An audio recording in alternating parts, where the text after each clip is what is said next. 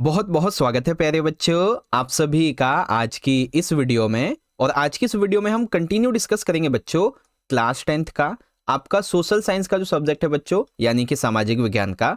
तो इसी के प्री बोर्ड के एग्जाम के लिए हम लोग अपना एक मोस्ट इंपॉर्टेंट जो पीवाईक्यू है इसी को सॉल्यूशन के साथ में समझ रहे थे। ठीक है, तो ये वीडियो हमारे इसी पीवाईक्यू के पार्ट 2 की रहने वाली है। ठीक है, आपको मैं बता दूं, जैसे कि आपको पता होगा कि पिछली वीडियो के अंदर हमने क्लास 10th के आपके एसएसटी के प्री बोर्ड एग्जाम 2023-24 का जो पीवाईक्यू है बच्चों, ये सॉल्व किया था। ठीक है, जिसमें हमने पार्ट 1 जो ये कंप्लीट कर लिया था।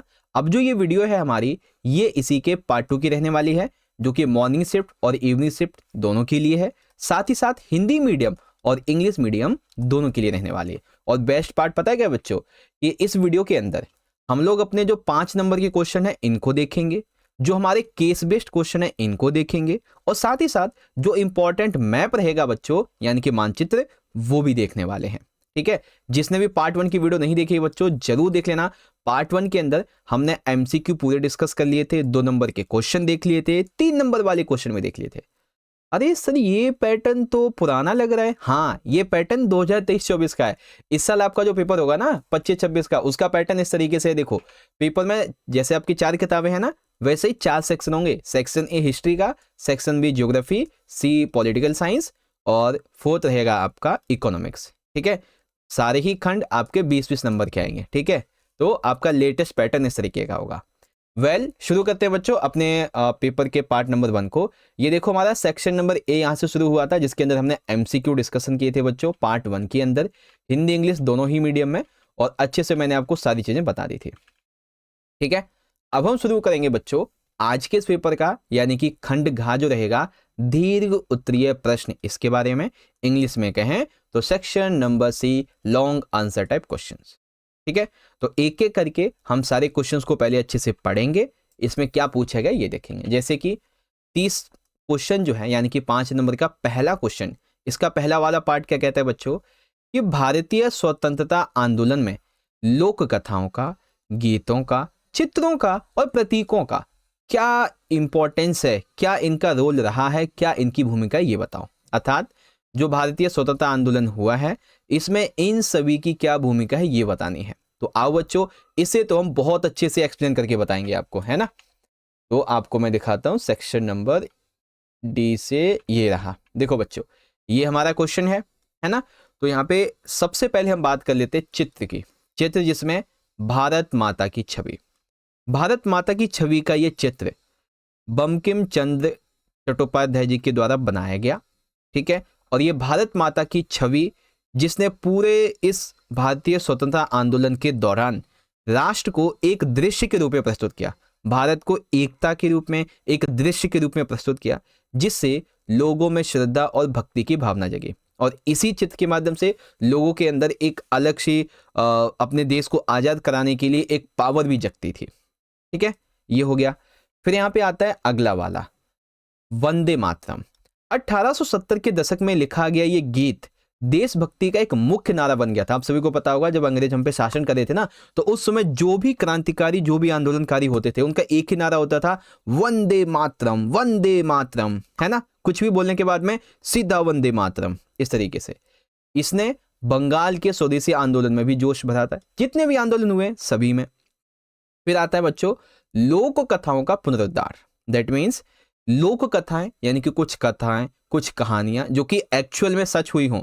ठीक है, तो राष्ट्रवादियों ने गांव गांव, घर घर जाकर लोक कथाओं के माध्यम से, गीतों के माध्यम से, कहानियों के माध्यम से भारतीय परंपरा की असली तस्वीर सामने लाई। अंग्रेजों ने जो भारतीय तस्वीर थी उसको धुंधला कर दिया था, इतिहास को धुंधला कर दिया था।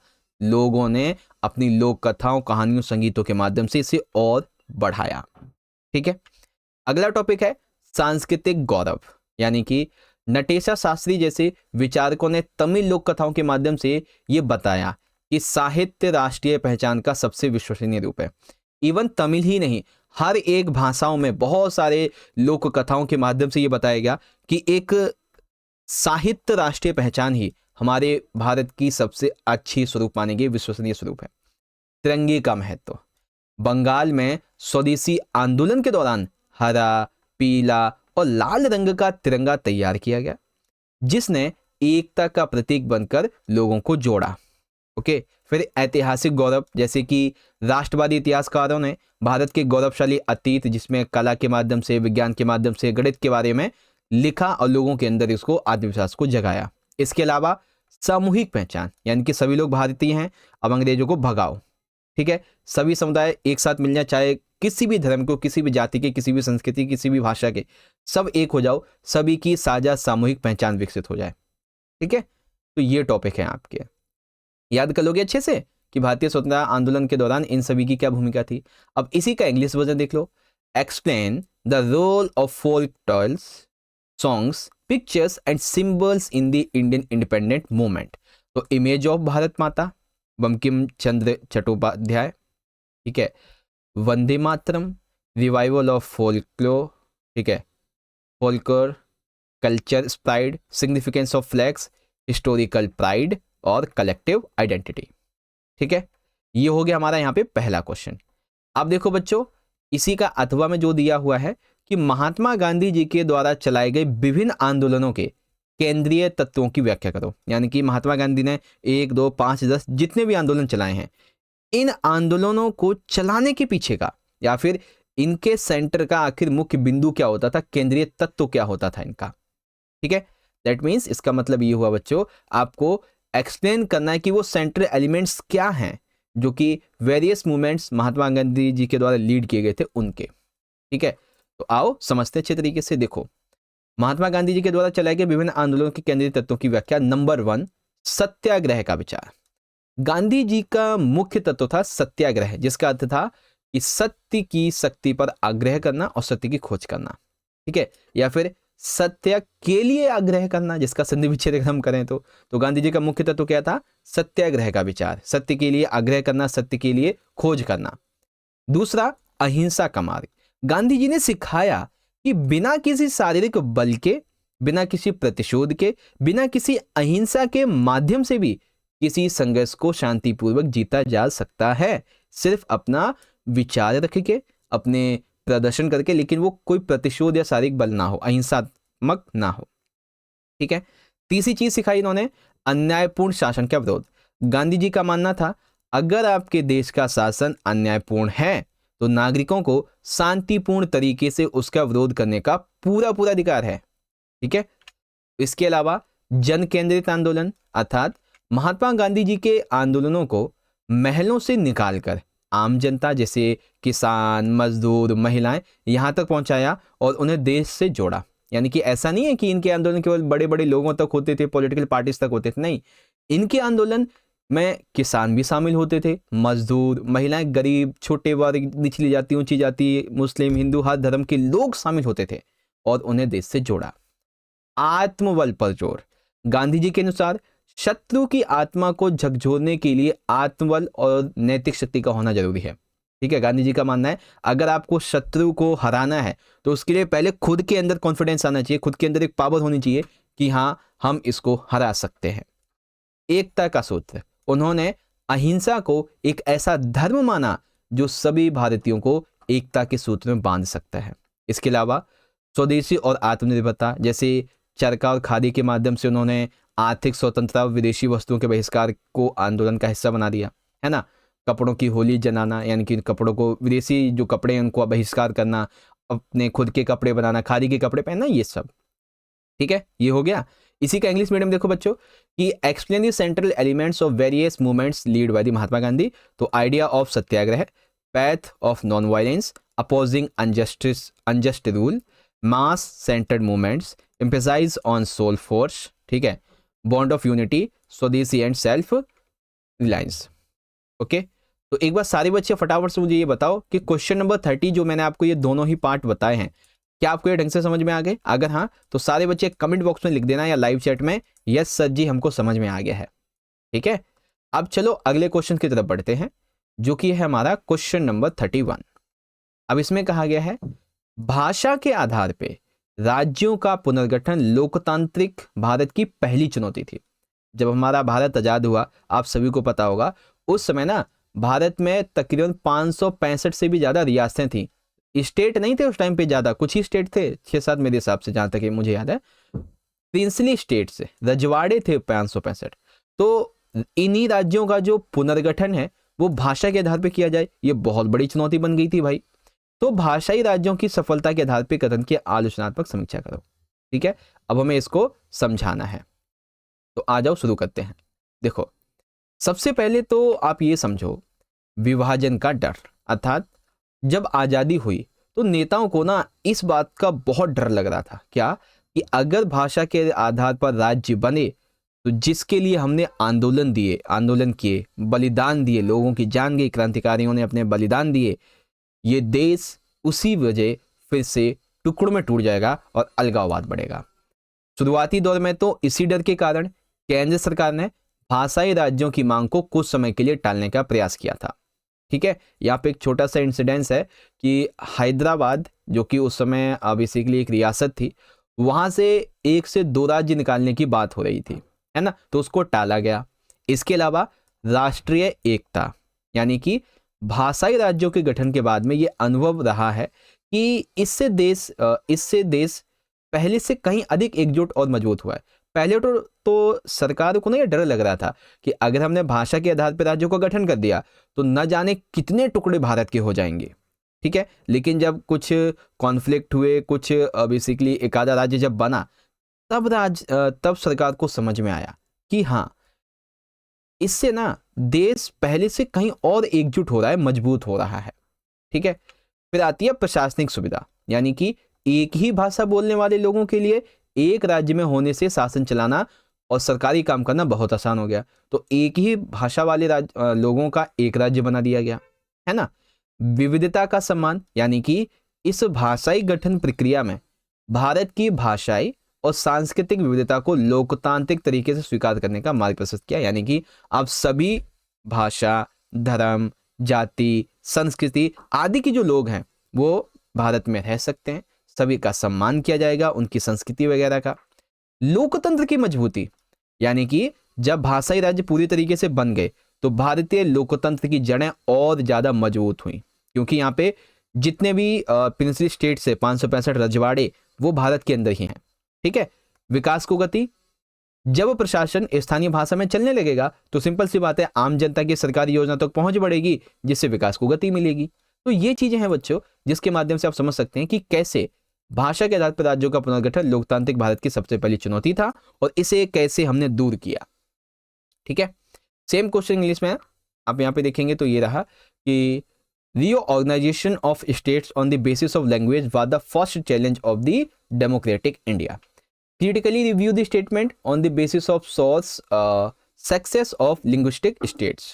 तो इसके लिए बच्चों आप देख सकते हैं सारे पॉइंट्स लिखे हुए हैं, like fear of disintegration, initial delay, national unity, है ना, ये सारे पॉइंट्स हैं जिसको आपको अपने आंसर में मैच करना है। Administrative convenience, respect for diversity, strengthening democracy, boost to development. ठीक है, ये हो गया। अब इसी का दूसरा क्वेश्चन देखो क्या है बच्चों। दूसरा क्वेश्चन कहता है कि भारतीय संविधान के उन प्रावधानों का उल्लेख कीजिए जो भारतीय शासन व्यवस्था को संघीय शासन व्यवस्था के रूप में स्थापित करते हैं। मतलब भारतीय संविधान, इंडियन कॉन्स्टिट्यूशन के उन अमेंडमेंट्स को, उन प्रावधानों को हमें बताना है जो कि भारतीय शासन को एक संघीय, एक देश के लेवल की व्यवस्था को बनाता है। ठीक है, तो आओ शुरू करते हैं आंसर को। देखो, सबसे पहला है सरकार के 2 या अधिक स्तर, यानी कि जब हम बात करते हैं संघीय शासन व्यवस्था की तो इसका मतलब यह है कि भारत में जो शासन है वो केंद्र, राज्य और स्थानीय स्तर की सरकारों के हिसाब से चलता है, जो कि संघवाद की पहली शर्त होती है। ठीक है, दूसरा शक्तियों का लिखित विभाजन, यानी कि संघीय शासन व्यवस्था में क्या होता है कि जितनी स्तर पे सरकार चलेगी, लाइक जो भी यहाँ पे सरकारें रहेंगी, जैसे सेंट्रल, स्टेट गवर्नमेंट और स्थानीय स्तर पे, है ना, तो सभी के लिए सूचियां बनाएंगी उनके कामों के हिसाब से। जैसे संघ सूची में सेंट्रल गवर्नमेंट काम करेगी, राज्य सूची पे केवल जो है स्टेट गवर्नमेंट, और संवती सूची में ये दोनों काम करेंगे, है ना। तो इसके माध्यम से क्या होगा कि केंद्र और राज्यों के बीच में काम बट गए और कुछ जो काम है एक साथ मिलकर करेंगे वो भी पता चल गए। ठीक है, फिर यहाँ पे एक जरूरी पॉइंट आता है संवैधानिक सर्वोच्चता। इसका मतलब यह है कि चाहे सेंट्रल गवर्नमेंट हो, चाहे स्टेट गवर्नमेंट हो, चाहे सब ऑर्डिनेट यानी कि स्थानीय स्तर की सरकार हो, इन प्रत्येक सरकार के अस्तित्व और शक्तियों की गारंटी सीधे संविधान के द्वारा दी गई है। और ये भी बताया गया है कि कोई भी गवर्नमेंट या सरकार इस चीज को बदल नहीं सकती है। ठीक है। कठोर संशोधन प्रक्रिया अर्थात हमारा संविधान ये कहता है कि संविधान की ना कुछ मौलिक प्रावधान है, इनको सेंट्रल गवर्नमेंट भी अकेले नहीं बदल सकती है, इसके लिए राज्यों की सहमति चाहिए। इसका एक छोटा सा एग्जांपल समझो, जैसे कि हमारे जो फंडामेंटल राइट्स हैं बच्चों, यानी कि मौलिक अधिकार, इन मौलिक अधिकार में अगर छोटा मोटा चेंज भी करना है, एग्जांपल के लिए जैसे हमारा वो अनुच्छेद 31 आई थिंक, ठीक है, संपत्ति का जो अधिकार है, जो कि हमारा पहले छठा मौलिक अधिकार होता था, उसको कानूनी अधिकार बनाने के लिए सेंट्रल गवर्नमेंट के साथ साथ स्टेट गवर्नमेंट की भी परमिशन लेनी पड़ी। ठीक है, यानी कि आप ये समझो 2/3 बहुमत और राज्य की आधी विधानसभाओं की बहुमत ये भी लेनी पड़ी, है ना। तो कठोर संशोधन प्रक्रिया है और इसीलिए यहाँ पे चेंजेस नहीं होंगे। स्वतंत्र न्यायपालिका यानी कि शक्तियों के बंटवारे को लेकर यदि कोई विवाद होता है, ठीक है, जैसा कि अभी अभी हमने देखा बच्चों कि अगर केंद्र, राज्य, स्थानीय स्तर, इन तीनों में ही खास करके सेंट्रल और स्टेट, इनके बीच में अगर भी कोई कॉन्फ्लिक्ट होता है, कोई विवाद होता है, तो हमारी न्यायपालिका है ना, उसको पूरी तरीके से ठीक करने के लिए, ठीक है। वित्तीय स्वायत्ता, केंद्र और राज्यों के पास में टैक्स वसूलने के लिए और राजस्व प्राप्त करने के अपने अलग अलग स्रोत हैं। अलग अधिकार क्षेत्र, विभिन्न स्तरों की सरकारें एक ही नागरिक समूह पर शासन करती हैं, लेकिन उनके कानून बनाने और प्रशासन के क्षेत्र अलग अलग होते हैं, है ना। तो ये चीजें हैं बच्चों, आई होप अब आप समझ गए होंगे यहाँ पे। ठीक है, सेम ही क्वेश्चन जैसा कि आपको इंग्लिश मीडियम में बताया मैंने कि mention those provisions of the Indian constitution which establish the Indian system of governance as a federal system, जिसमें आप 2 and more than 2 tribes of government की बात करेंगे, written division of powers, constitutional supremacy, rigid amendment process, ठीक है, फिर independent judiciary, financially autonomy और separate jurisdictions. Okay बच्चों, तो यहां तक आपका ये कॉन्सेप्ट हुआ। चलो जी आगे बढ़ते हैं क्वेश्चन नंबर 32 की तरफ, और इसमें क्या कहा गया बच्चों, ध्यान से देखना। तो 32 कहता है कि भूमि संरक्षण के उपाय बताइए। हैं, भूमि संरक्षण के उपाय? हाँ जी, भूमि को कैसे सुरक्षा दी जा सकती है। तो भूमि को सुरक्षा करने का सबसे पहला तरीका है भैया वन रोपण। ठीक है, यानी कि अफॉरेस्टेशन। जैसे जो भूमि खाली पड़ी है, ठीक है, लेकिन उपजाऊ है, तो वहां पे या तो खेती कर लो, ठीक है, या तो अगर थोड़ी बहुत कम उपजाऊ है, खाली पड़ी है, कुछ होता नहीं है वहां पे, तो आप वहां पे अधिक से अधिक पेड़ लगा दो, जिससे कि भूमि संरक्षण अच्छा होगा। पशुचारण पर नियंत्रण, यानी कि चराई के लिए पशुओं को व्यवस्थित तरीके से छोड़ना चाहिए ताकि मिट्टी की ऊपरी परत सुरक्षित रहे। यानी कि एरिया पहले देख लो वहां पे चराई लायक थोड़ी बड़ी घास है या नहीं, पता चले आप छोटी घास पे पशु को चरा रहे, वो उस घास की पूरी जड़ ही उखाड़ के खा जाए, है ना, उखाड़ के खा जाए, तो इससे क्या होगा कि वहां का जो चराई एरिया है वो खत्म हो जाएगा। तो पशुचारण को नियंत्रण करना चाहिए। ठीक है, रक्षक मेखला अर्थात पेड़ की कतारें लगाकर हवा की गति को कम किया जा सकता है, जिससे रेतीले इलाकों में मिट्टी का कटाव रुकता है। जैसे कि आज के टाइम पे आप बात करेंगे तो जैसे अरावली हिल्स है, ठीक है, Aravalli hills basically Haryana, Delhi, MP, Rajasthan, इनके लिए एक बहुत बड़ी इंपॉर्टेंट रोल प्ले करती है, जो कि अपने अस्तित्व, पृथ्वी के अस्तित्व से लेकर अभी तक वैसे ही बनी हुई है ना। तो ये बेसिकली इसका एक बहुत बड़ा एग्जाम्पल है। अब अरावली हिल्स में जो पहाड़ियां हैं, ठीक है, जो पेड़ हैं, पौधे हैं, वन हैं, वो इसी का काम करते हैं। ठीक है, रेतीली टीलों का स्थिरीकरण, यानी कि मरुस्थलीय क्षेत्रों में कांटेदार झाड़ियां लगाकर मिट्टी को बहने या उड़ने से बचाया जा सकता है। इसके अलावा खनन पर नियंत्रण, आप सभी को पता है अगर किसी एरिया की कटाई होगी वन की, ठीक है, वहां से पहाड़ कटेंगे और फिर अंधाधुंध होगी खुदाई और खनन विधियां, तो इससे क्या होगा कि जो भूमि है उसकी गुणवत्ता खराब हो जाएगी। तो खनन पर नियंत्रण रखना चाहिए, माइनिंग को कंट्रोल करना। औद्योगिक अपशिष्ट उपचार, यानी कि कारखानों से जो पानी निकलता है, जो कचरा निकलता है, इसको साफ करके ही विसर्जित करना चाहिए। अरे कौन करेगा साफ, सीधा बहा दिया जाता है ये तो, है ना, बट साफ करेंगे तो उससे भूमि प्रदूषित नहीं होगी।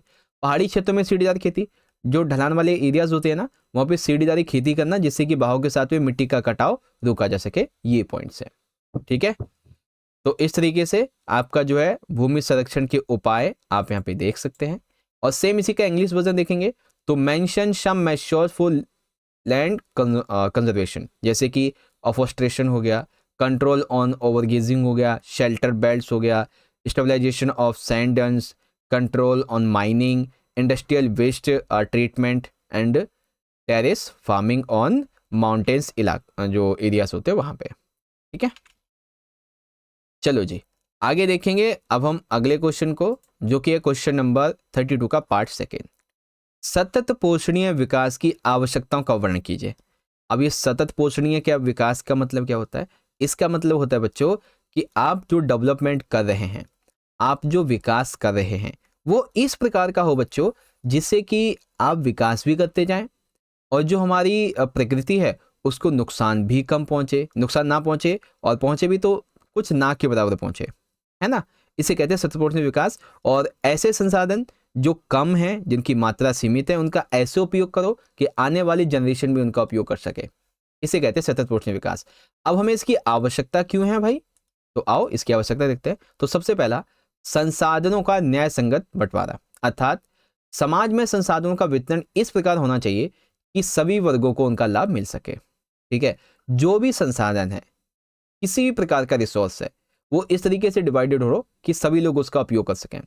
भविष्य में पीढ़ियों का ध्यान, यानी कि हमें डेवलपमेंट अपना ऐसा करना चाहिए कि हमारी वर्तमान की जरूरतें भी पूरी होती रहें और आने वाली जो पीढ़ी है इसके लिए संसाधन भी बचे रहें, है ना।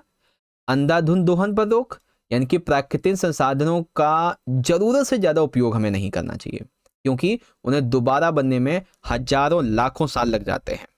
ठीक है, और यहाँ पे जैसे कि पर्यावरण की सुरक्षा, यानी कि आर्थिक विकास के चक्कर में हमने पर्यावरण को प्रदूषित किया है, पर्यावरण को नुकसान किया है, तो हमें विकास ऐसे करना चाहिए कि हमारा आर्थिक विकास भी होता रहे, पर्यावरण प्रदूषित ना हो, पर्यावरण को नुकसान ना हो।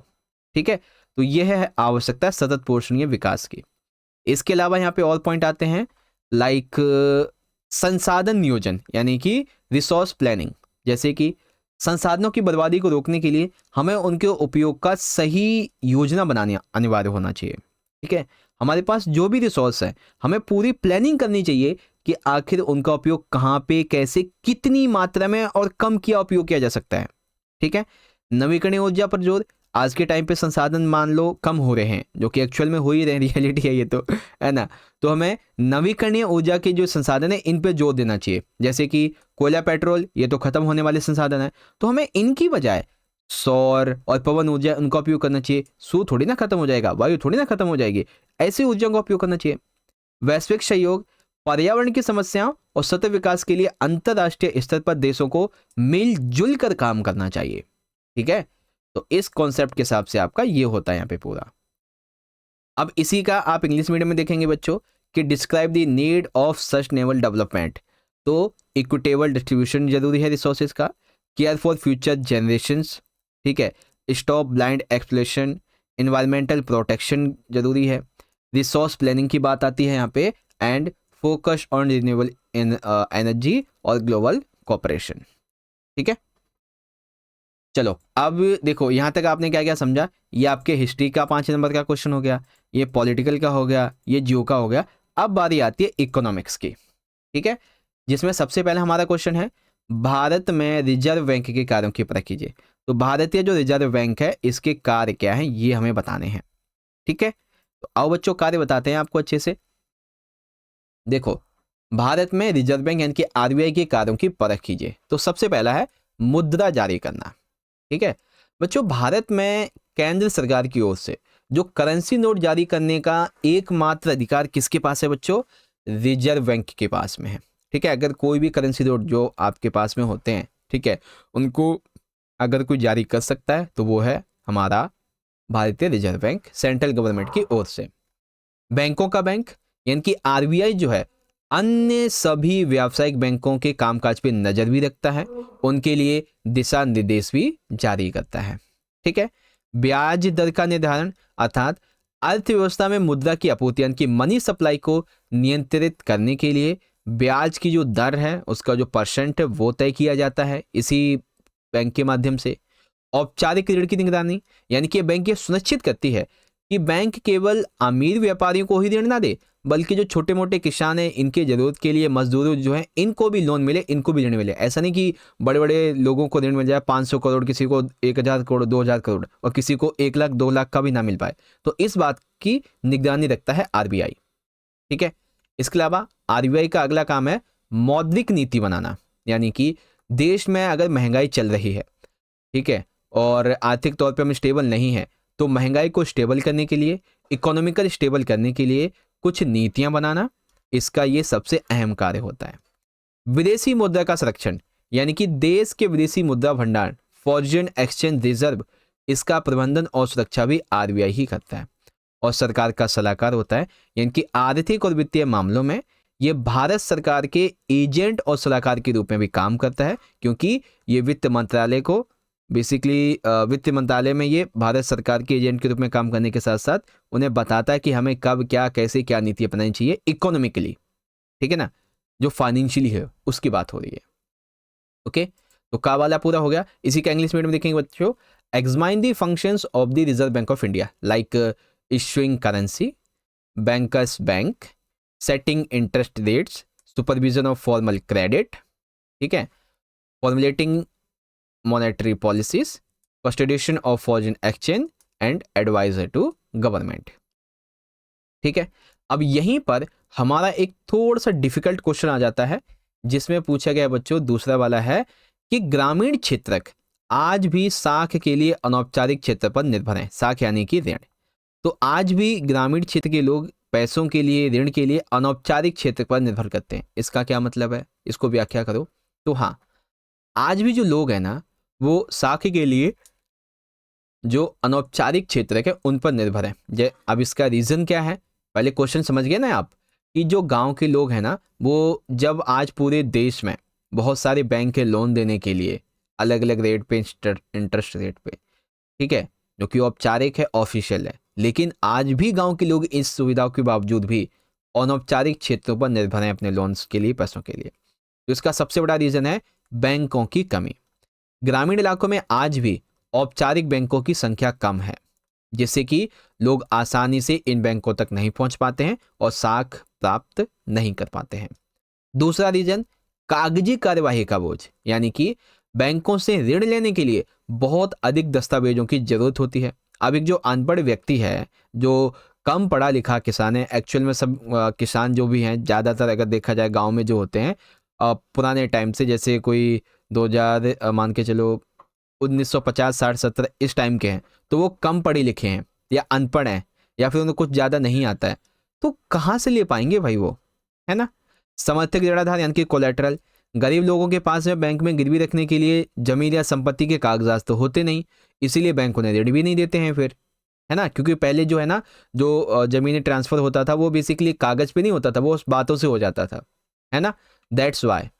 फिर है व्यक्तिगत संबंध, यानी कि ग्रामीण लोग साहूकारों से और जमींदारों से व्यक्तिगत रूप से उन्हें जानते हैं, इसीलिए वो बिना किसी कागजबाही के उन्हें कर्ज दे देते हैं। अब कर्ज दे देते हैं बिना कागजी कार्रवाई के, तो भाई अगर नहीं देगा तो वसूल तो ले गई, जानते ही हैं, साहूकार हैं, जमींदार हैं, ताकतवर तो हैं, पावर है उनके पास में, लोग हैं, है ना। समय की बचत, आपातकालीन स्थिति में, बीमारी या शादी में अनौपचारिक जो स्रोत होते हैं वो तुरंत पैसा दे देते हैं, ठीक है, उन्हें चाहिए एक फोन किया पैसा आ गया, जबकि बैंकों में आपको इसी काम के लिए बहुत टाइम लगता है। उच्च ब्याज दर, अनौपचारिक ऋणों पर ब्याज बहुत ज्यादा होता है, जिससे कि किसान अक्सर कर्ज के जाल में फंस जाते हैं। ये शब्द याद कर लेना, कर्ज के जाल में फंस जाना। साहूकारों का शोषण, औपचारिक ऋण की कमी के कारण साहूकार ऊंची दरों और अनुचित शर्तों के साथ में किसानों का शोषण करते हैं, कम पैसा देकर ज्यादा ब्याज वसूलते हैं, ठीक है, और गलत गलत तरीके से वो भी। तो ये आपका 33 हो गया। अब इसी का इंग्लिश मीडियम देखोगे, the rural sector is still dependent on the informal sector for credit या फिर लोन। एग्जामाइन द स्टेटमेंट, तो बच्चों जैसे कि लैक ऑफ बैंक्स की वजह से, बर्डन ऑफ डॉक्यूमेंटेशन की वजह से, absence of collateral, personal relations, time saving, high interest rates की वजह से, और एक्सप्लॉयटेशन बाय मनी लेंडर्स। ठीक है, तो ये चीज़ है बच्चों, और आशा करता हूँ कि आपको यहाँ तक ये समझ में आ गया होगा। ओके, तो फाइनली हमारा ये जो सेक्शन नंबर डी था, ठीक है, यानी कि खंड घ, ये पूरा हो गया। अब एक बात सारे बच्चे जल्दी से मुझे बता दो कि आपको मैंने ये आधे घंटे के अंदर 5-5 नंबर के टोटल जो 8 क्वेश्चन समझाए हैं, क्या आपको ये ढंग से समझ में आ गए हैं? अगर हाँ, तो सारे बच्चे कमेंट बॉक्स में लिखेंगे यस सर जी हम समझ गए हैं। ठीक है, बाकी हम बढ़ते हैं अपने अगले सेक्शन की तरफ, जो कि रहेगा केस आधारित। ठीक है, केस आधारित रहेगा बच्चों। 5वां खंड है हमारा केस आधारित प्रश्नों का, जिसमें 4-4 नंबर के 3 क्वेश्चन होंगे। तो आओ एक एक करके पढ़ के समझते हैं और आंसर करेंगे। जैसे कि 34 यहाँ पे दिया गया है, ये रहा आपका अनुच्छेद, इसे पढ़ के उत्तर देना है। तो क्या लिखा हुआ है, पढ़ते हैं। जिन्हें आज हम जर्मनी, इटली, स्विट्जरलैंड के रूप में जानते हैं, वे तब राजशाहियों, डचियों और कैंटनों में बटे हुए थे, जिनके शासक ने स्वायत्त क्षेत्र थे, जिनके शासकों के अपने अपने स्वतंत्र क्षेत्र थे। पूर्वी और मध्य यूरोप निरंकुश राजतंत्रों के अधीन थे और इन इलाकों में तरह तरह के लोग रहते थे। वे अपने आप को एक सामूहिक पहचान या किसी समान संस्कृति का भागीदार नहीं मानते थे। अक्सर वे अलग अलग भाषाएं बोलते थे और विभिन्न जातीय समूहों के उदाहरण के तौर पे ऑस्ट्रिया हंगरी पर शासन करने वाला हैब्सबर्ग साम्राज्य कई अलग अलग क्षेत्रों और जन समूहों को जोड़कर बना था। ठीक है, इसमें एल्प्स के ट्रॉल, ऑस्ट्रिया और सुडेनलैंड जैसे इलाकों के साथ साथ बोहेमिया भी शामिल था, जहाँ के कुलीन वर्ग में जर्मन भाषा बोलने वाले ज़्यादा थे। हैब्सबर्ग साम्राज्य में लोम्बार्डी और वेनेशिया जैसे इतालवी भाषी प्रांत भी शामिल थे। हंगरी में आधे लोग मैग्यार भाषा बोलते थे, जबकि बाकी लोग विभिन्न बोलियों का इस्तेमाल करते थे। ठीक है, गालिशिया में कुलीन वर्ग पोलिश भाषा बोलता था।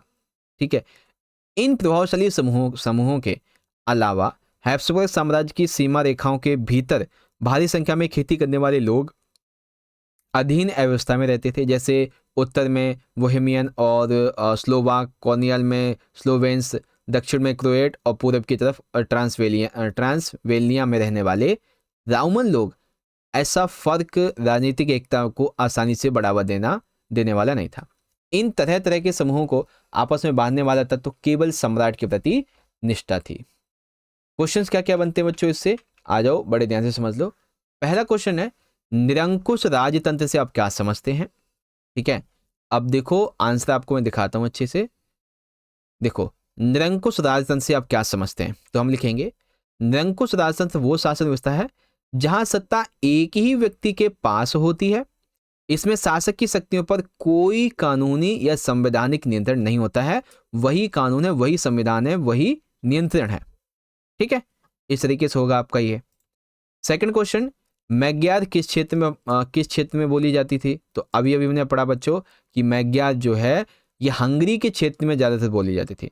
यहाँ की लगभग आधी जनसंख्या इस भाषा का प्रयोग करती थी, जबकि बाकी लोग अलग अलग बोलियां बोलते थे। ठीक है, फिर तीसरा, सामूहिक पहचान की भावना को बढ़ाने में कौन कौन से कारक होते हैं बच्चों 2 नंबर में? तो देखो, सामूहिक भावना को बढ़ाने में सबसे पहला तो होता है कि अगर अपनी समान संस्कृति है, अपनी समान भाषा है, अपनी समान जातीय पहचान है, तो ये सभी मिलकर एक सामूहिक भावना को बढ़ाने में, पहचान को बढ़ाने में सहायक होते हैं। सम्राट के प्रति निष्ठा भी अन्य विविध समूह लोगों को जोड़ती है।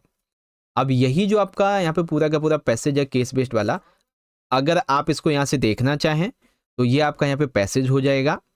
ठीक है, पूरा का पूरा आप वीडियो को पॉज करके पढ़ सकते हैं और ये आपके 3 क्वेश्चन हो जाएंगे और इन्हीं तीनों क्वेश्चंस के आपको मैं आंसर दिखा देता हूं। तो पहले वाले का आंसर आपका यहाँ पे हो जाएगा। ठीक है, आपका ये कहाँ गया, ये वाला जो क्वेश्चन है। ठीक है, फिर बाकी जो दूसरा और तीसरा क्वेश्चन है इसके लिए आप देखेंगे तो आपके ये दोनों क्वेश्चन के आंसर यहाँ पे हो जाएंगे। ठीक है, चलो अब देखते हैं क्वेश्चन नंबर 35 को, जो कि रहेगा हमारा इस तरीके से। अनुच्छेद को पढ़कर आपको उत्तर देने हैं, है ना? तो चलिए अनुच्छेद को पढ़ते हैं। क्या लिखा हुआ है बच्चों? कुछ देशों में सत्ता आमतौर पर 2 मुख्य दलों के बीच ही बदलती रहती है। वहां अनेक दूसरी पार्टियां हो सकती हैं, वे भी चुनाव लड़कर कुछ सीटें जीत सकती हैं, पर सिर्फ 2 ही दल बहुमत पाने और सरकार बनाने के प्रबल दावेदार होते हैं। अमेरिका और ब्रिटेन में ऐसी ही 2 दलीय व्यवस्था है।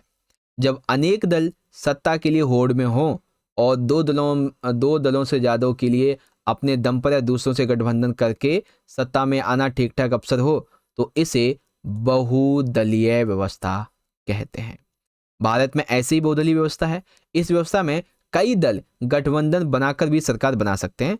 जब किसी बहुदलीय व्यवस्था में अनेक पार्टियां चुनाव लड़ने और सत्ता में आने के लिए आपस में हाथ मिला लेती हैं तो उसे गठबंधन या मोर्चा कहते हैं। तो यहाँ पे दो विशेष जानकारियां निकल के आई। कौन कौन सी? कि बहुदलीय व्यवस्था किसे कहते हैं, गठबंधन या फिर मोर्चा क्या होता है। ठीक है, अब क्वेश्चंस क्या निकलते हैं। तो क्वेश्चन है, संयुक्त राज्य अमेरिका में द्विदलीय प्रणाली प्रचलित है, टिप्पणी कीजिए। तो जी हाँ, ये बात सही है। कैसे? अमेरिका में सत्ता मुख्य रूप से दो प्रमुख दलों के बीच बटी है। यहां केवल दो ही बहुमत पाने वाले और सरकार बनाने वाले प्रबल दावेदार हैं। ठीक है, दो ही हैं बहुमत, दो ही दल हैं जिसे बहुमत मिलता है और सरकार बनाते हैं। ठीक है, फिर है कि बहुदलीय प्रणाली को समझाइए। तो देखो, बहुदलीय प्रणाली, जब दो से अधिक दल सत्ता के लिए होड़ में हो और गठबंधन करके सरकार बनाने का अवसर रखते हो तो उसे बहुदलीय व्यवस्था कहा जाता है। ठीक है, और तीसरा, आपके अनुसार भारत के लिए किस प्रकार की दलीय व्यवस्था बेहतर होगी और क्यों होगी? तो इसका आंसर आप अपने हिसाब से ले सकते हो। मैं बताऊं तो भारत की विशाल सामाजिक और भौगोलिक विविधता को देखते हुए यहाँ पर बहुदलीय व्यवस्था ही बहुत बेहतर है, क्योंकि बहुदलीय व्यवस्था में विभिन्न समूहों को उचित राजनीतिक प्रतिनिधित्व मिल पाएगा। ठीक है, उचित प्रतिनिधित्व इन्हें मिल पाएगा बच्चों। That's the answer. ओके, फिर देखो अगला वाला। हाँ सर, अभी इंग्लिश में तो दिखाया नहीं। हाँ हाँ, इंग्लिश में देखो, बिल्कुल देखो। देखो ये रहा आपका इंग्लिश में, पॉलिटिकल साइंस से लिया गया है और इसे आप यहाँ से पढ़ सकते हैं। आपका पैसेज है, ये आपके यहाँ पे क्वेश्चन हो जाएंगे। ठीक है, क्वेश्चंस 3 हो जाएंगे और इन्हीं तीनों क्वेश्चंस के आंसर आपके सामने ये रहे। पहला दूसरा, पहला तो ये हो गया और दूसरा तीसरा ये रहा। ठीक है, चलो अब आता है हमारा क्वेश्चन नंबर 36। ठीक है, अब 36 में देखो क्या है। एक काम करते हैं, इसको छोटा कर देते हैं एक बार हम। ठीक है, हाँ, अब ठीक है, अब सब कुछ हमें दिखेगा अच्छे से। देखो, नीचे दी गई तालिका का अध्ययन करके दिए गए प्रश्न के उत्तर लिखिए। तालिका है हरियाणा, केरल और बिहार के कुछ तुलनात्मक आंकड़े। ठीक है, जैसे कि राज्य दे रखा है यहाँ पे हरियाणा, केरल और बिहार। प्रति व्यक्ति आय 2018 और 19 के लिए रुपए में, जैसे 2,36,147, 2,04,105 और 40,982। शिशु मृत्यु दर 2018 तो 30,7,32। साक्षरता दर 2017-18 तो 82, 94, 62। निवाल उपस्थिति अनुपात 2017-18 में 61, 83 और 43, है ना। और सेम यही डेटा अगर आपको मैं इंग्लिश मीडियम में यहाँ पे दिखाऊं तो ये रहा आपका पूरा का पूरा डेटा। ठीक है, table some comparative data on Haryana, Kerala and Bihar. ठीक है, क्वेश्चन क्या है, किस राज्य में प्रति व्यक्ति आय सर्वाधिक है? ठीक है, किस स्टेट में प्रति व्यक्ति आय सबसे अधिक है बच्चों? तो ये तो बिल्कुल सिंपल सा लिखा हुआ है। जैसा कि आप देखेंगे तालिका के अनुसार हरियाणा राज्य में प्रति व्यक्ति आय 2,36,147 के साथ सबसे अधिक है और ये राज्य उच्च आर्थिक वृद्धि को भी दर्शाता है। ठीक है, तो क्या हो जाएगा पहले का हरियाणा। दूसरा, आंकड़ों के आधार पर सबसे बेहतर स्वास्थ्य सुविधाएं किस राज्य में होने की संभावना है? ठीक है, तो जहां पर स्वास्थ्य अच्छा होगा वहां पे शिशु मृत्यु दर भी कम होगी और जो हमारी साक्षरता दर है वो भी अच्छी होगी, है ना। और निवाल उपस्थिति अनुपात वो भी अच्छा होगा, सब अच्छा ही होगा। अब इसमें आप देखेंगे तो आंसर क्या बनेगा? आंसर होगा कि केरल में सबसे बेहतर स्वास्थ्य सुविधा होने की संभावना है, क्योंकि यहाँ पे मृत्यु दर सबसे कम है, केवल 7 है। और मृत्यु दर कम होना यानी कि बेहतर सेवाओं का सूचक होना। ठीक है, और साक्षरता अच्छा होना भी इसका एग्जाम्पल है। निवाल उपस्थिति अनुपात की व्याख्या करो। अब ये निवाल उपस्थित अनुपात क्या होता है भाई? तो देखो, यह है 14 तथा 15 वर्ष की आयु के स्कूल जाने वाले बच्चों का उस आयु वर्ग के कुल बच्चों के साथ में प्रतिशत होता है। ठीक है, बेसिकली क्या है कि 14-15 वर्ष की आयु के स्कूल जाने वाले बच्चों का उसी आयु वर्ग के कुल बच्चों के 7% को उपस्थित निवल अनुपात कहते हैं। ठीक है, निवल उपस्थित अनुपात अनुपात कहते हैं। और इन्हीं तीनों जो क्वेश्चन है आपके इंग्लिश मीडियम में, ये 3 के 3, इन तीनों ही क्वेश्चंस का आंसर आपको मैं दिखाऊं तो ये रहा आपका पहले वाले का, दूसरे का और ये आपका तीसरे का। ठीक है, चलो जी, अब आता है हमारा अगला पार्ट जो कि रहेगा हमारा मैप वर्क। ठीक है, तो फाइनली प्यारे बच्चों अब हम आ चुके हैं अपने इस पेपर के आखिरी मोड पर, मतलब कि पेपर के आखिरी क्वेश्चन पर। ठीक है, जिसके अंदर अब हम लोग समझेंगे अपना खंड नंबर 4 मानचित्र यानी कि मैप। ठीक है, तो बच्चों अभी आपका जो प्री बोर्ड एग्जाम होगा इसके लिए हम आपको मोस्ट इंपॉर्टेंट मैप की जो वीडियो है वो प्रोवाइड करवा देंगे कुछ ही देर में। ठीक है ना, तो आप मैप की उस वीडियो को देख लेना, काफ़ी अच्छी तैयारी आपकी हो जाएगी। अब जैसे 37वां क्वेश्चन है, अब आपको एक पॉलिटिकली मैप दिया गया है जिसमें ए और बी को अंकित करना है और जानकारी के हिसाब से पहचानना है। सबसे पहला, उस स्थान की पहचान कीजिए जहां सितंबर 1920 में भारतीय राष्ट्रीय कांग्रेस का अधिवेशन हुआ था। दूसरा, उस स्थान की पहचान कीजिए जहां जलियांवाला बाग हत्याकांड हुआ था। तो बच्चों जहां तक मुझे पता है आप सभी को इसका आंसर पता होगा, जलियांवाला बाग हत्याकांड यहां पर हुआ था और इस जगह का नाम है अमृतसर। ठीक है, क्या नाम है बच्चों? अमृतसर। ठीक है, पहला हो गया।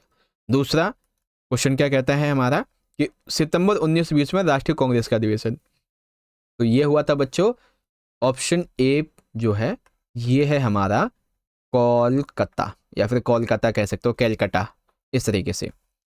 फिर आता है अगला वाला मैप, ये तो हिस्ट्री से हो गया 2 नंबर का हमारा मैप, और फिर आता है 3 नंबर का मैप आपका जियोग्राफी से, है ना, जिसमें आपको विशाखापट्टनम पत्तन भरना है, पारदीप पट्टन भरना है, इंदिरा गांधी अंतर्राष्ट्रीय हवाई पत्तन भरना है और छत्रपति शिवाजी महाराज अंतर्राष्ट्रीय हवाई पत्तन भरना है। ठीक है, तो आओ भरा हुआ मैप आपको दिखाते हैं। देखो, सबसे पहले छत्रपति शिवाजी महाराज जो अंतर्राष्ट्रीय हवाई पत्तन है, ये दरअसल कहाँ पे बच्चों? महाराष्ट्र के इस इलाके पे, मुंबई का इलाका जो है यहाँ पर है। ठीक है, अब इंदिरा गांधी अंतर्राष्ट्रीय हवाई पत्तन तो आप सभी को पता है ये कहाँ पर है बच्चों? दिल्ली में है। ठीक है, ये मैं लिख देता हूँ, ये यहाँ पे मुंबई हो जाएगा और ये यहाँ पे दिल्ली हो जाएगा। ओके, फिर क्या था बच्चों? पारदीपत्तन, तो उड़ीसा में आपका पारदीपत्तन हो गया यहाँ पर, और जो हमारा क्या बोलते हैं, आंध्र प्रदेश, यहाँ पे ऊपर की साइड में विशाखापट्टनम हो गया। ठीक है, और ये जलियांवाला बाग हत्याकांड और सितंबर 1920 का कांग्रेस अधिवेशन। ठीक है बच्चों, तो इस तरीके से आपका हो जाएगा। यहाँ पे दोबारा देख लो, छत्रपति शिवाजी महाराज अंतर्राष्ट्रीय पत्तन, इंदिरा गांधी अंतर्राष्ट्रीय पत्तन, 1921 सितंबर का कांग्रेस अधिवेशन, जलियांवाला बाग हत्याकांड, ठीक है, और ये पत्तन विशाखापट्टनम और ये पारदीपत्तन, इस तरीके से। ठीक है बच्चों, तो फाइनली हमने 40-45 मिनट के अंदर अपना आज का जो PYQ था बच्चों, ठीक है, PYQ 2023 और 24 का ये पूरा हो गया। अभी अगली जो वीडियो आएगी बच्चों उसके अंदर हम PYQ 2024 और 25 का जो रहेगा, इस वाले PYQ को हम लोग अच्छे से सॉल्व करके समझेंगे। ठीक है, तो आप सारे बच्चे बस थोड़ा सा वेट कीजिए, आपके लिए हम दूसरा PYQ सॉल्व करके लेके आते हैं थोड़ी देर में। तब तक के लिए आप लोग पढ़ते रहो, अपनी तरफ से तैयारी करते रहो, और हाँ, आप सारे बच्चों को मेरी तरफ से आपका जो पेपर है प्री बोर्ड का, इसके लिए बहुत बहुत शुभकामनाएं, या फिर यूँ कहें कि wish you very very all the best, बहुत बहुत शुभकामनाएं। ओके बच्चों, मिलते हैं आपसे नेक्स्ट सेशन में, तब तक के लिए आप सभी पढ़ते रहिए और अपनी तरफ से ख्याल रखिएगा। बहुत बहुत धन्यवाद। जय हिंद, जय भारत, वंदे मातरम।